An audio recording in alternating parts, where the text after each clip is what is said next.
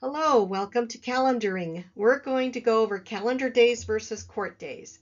My name is Mary Lou Floyd, CCLS. I'm a senior paralegal. I am the founder of and an instructor with LST Legal Staff Training. Here's a little bit about me.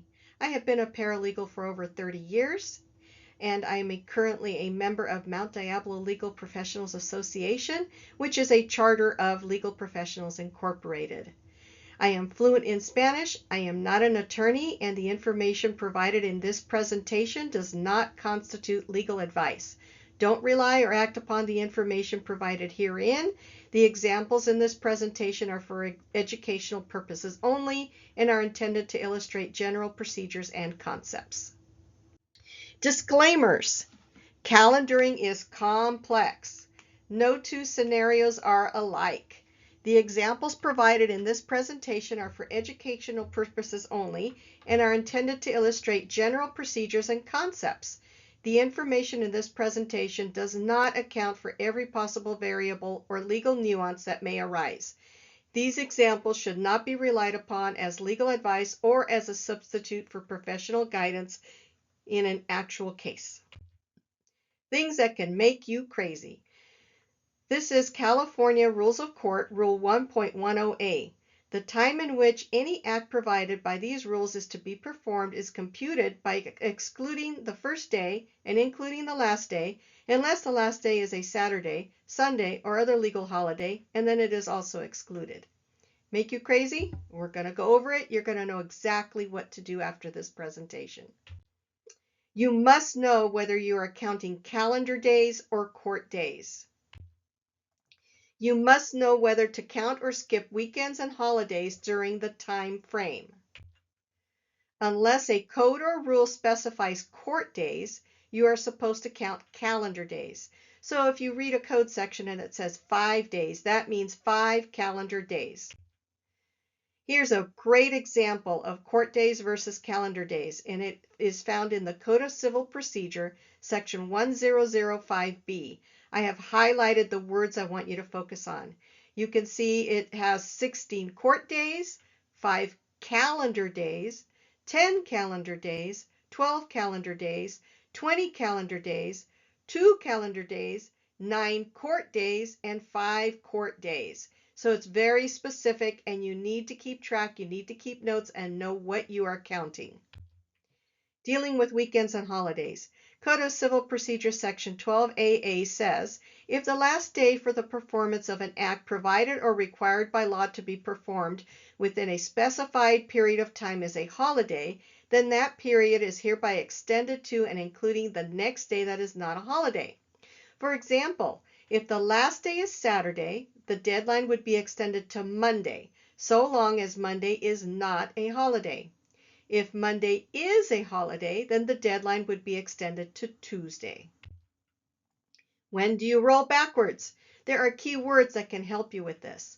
The key words are within 30 days, no later than, on or before. And I give you 2 examples. The first one is in the Code of Civil Procedure, section 473, CA3. The motion shall be heard no later than 30 days before the date of trial. Roll backwards. Code of Civil Procedure, section 631C. The fee described in subdivision B shall be due on or before the date scheduled for the initial case management conference. Roll backwards.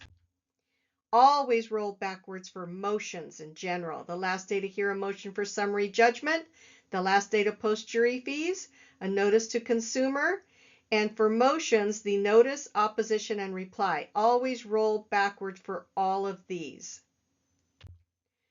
Here's another thing about motions. Quick reference. Notice motions must be served and filed 16 court days before the hearing date, plus 5 calendar days if served by mail, plus 2 court days if served by electronic service, fax, express mail, or overnight delivery. Opposition to notice motions must be filed and served 9 court days before the hearing. Reply to notice motions must be filed and served 5 court days before the hearing. And I included the CCP section there for your easy reference. So let's analyze November 2025. How many court holidays are in November? And I specifically use this calendar because it really identifies those holidays. There are 3 court holidays in November: Veterans Day, Thanksgiving Day, and the day after Thanksgiving. Those are the 3 court holidays in November. So, how many court days are in November? So now we got to find out how many court days. So we got to count them. There are 17 court days in November. Rule of thumb: the last day to respond to a document not personally served is determined by counting the number of days allotted pursuant to the applicable code section or rule, then immediately adding the applicable extension of time. For example, if Saturday, November 14th is the 30th day after service of interrogatories by mail, to determine the last day, you simply continue counting until you reach the 35th day, which would be November 19th. You do not make any adjustment for the fact that the 30th day after service was a Saturday, because that was not the last day. Using a date calculator. I love this date calculator, but be very careful when using it. It can be modified to calculate dates in different ways, so make sure you know how to use it first. My pro tip: I only use this one to calculate calendar days. Final practice tips. Stop and think. Are you counting calendar days or court days? Or sometimes you're counting both, so be very careful. And always double check yourself. Check the code section to double check if you are to count calendar days or court days. And remember to include the method of service. Service by mail, make sure you add the 5 calendar days. If by electronic service, make sure you add the 2 court days. Thank you so much for watching this presentation.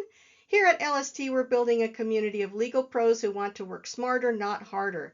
Please follow us on social media for real-world tips, relatable stories, and resources that make your workday easier and your career stronger. So let's grow together. Thank you. Disclaimer.